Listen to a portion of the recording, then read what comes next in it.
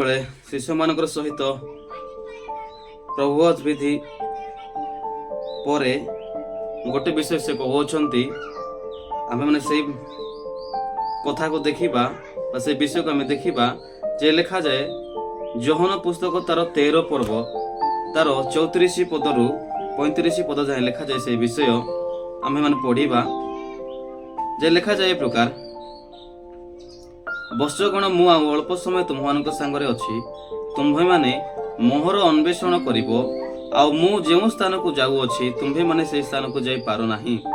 एहा मु जेपरि यहूदी मानक कहली सेहीपरि एबे तुम्भ मानक मध्य कहूछि तुम्भे माने परस्पर को प्रेम कर एही नूतन आज्ञा मु तुम्हानकु देउछि मु जेपरि तुम्भ मानक प्रेम करिअछि तुम्भे माने मध्य सेहीपरि परस्पर को प्रेम कर। 35 पद जदि तुम्भ मानकर परस्पर प्रति प्रेम थाए ताहा हेले तुम्भे माने जे मोहर शिष्य एहा समस्ते तो द्वारा ज्ञात हेबो।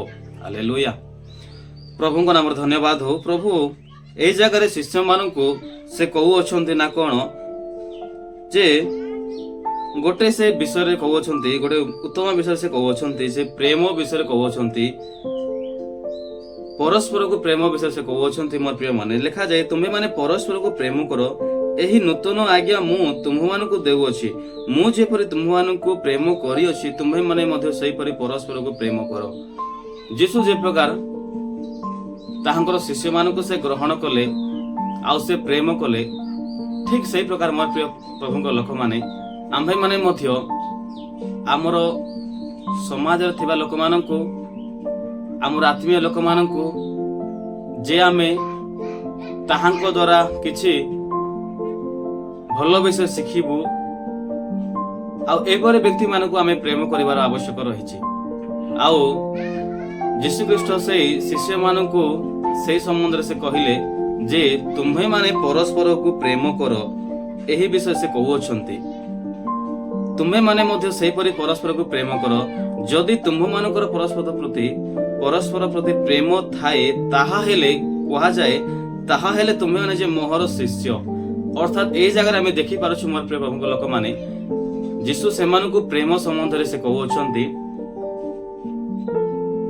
जे गोटे लोक आम केमिति ग्रहण करिबा आमर निजर ठारू अन्य को आम केमिति श्रेष्ठ मन करिबा सेही संबंध रे से शिष्य मानक से कहउछंती।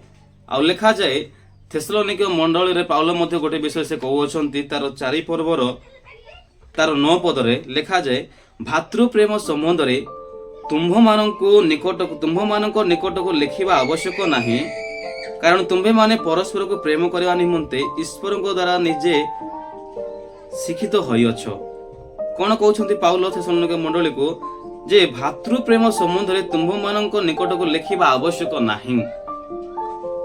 थेसलोनिके मंडली लोक माने से माने अति सुंदर भाबरे आ अधिक मात्रा से माने भातृ प्रेम रे से माने प्रेम करुथिले लोक मानकु।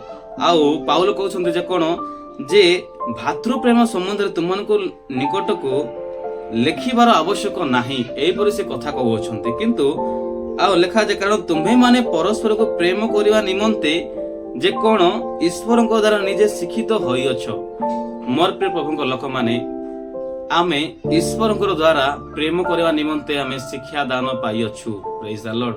हालेलुया। जे कोन ईश्वर को द्वारा निजे शिक्षित होइअछु आम्भे माने आजिकाली आमे देखि पारुछु जे अन्य को हमर प्रेम नाही आमे प्रेम करि पारुनो। मोर प्रिय लोक माने हमर जीवन रे से प्रेम अधिक मात्रा रे आमे प्रभु को पाइला पर से प्रेम अधिक मात्रा रे बढ़िबा को लागिबा कथा किंतु हमर आत्मिक जीवन रे हमर आध्यात्मिक जीवन रे से प्रेम अधिक देखा जाउ नै।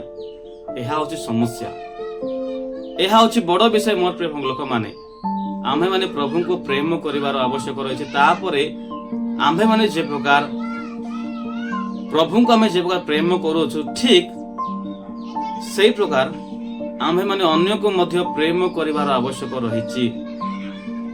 हमर जीवन रे से प्रेम देखा जाउ नै। मोर प्रेम लोक माने थेसलोनिके मंडली रे से माने भातृ प्रेम रे से माने अधिक मात्रा रे से माने भातृ प्रेम रे से लोक मान को प्रेम करथिले।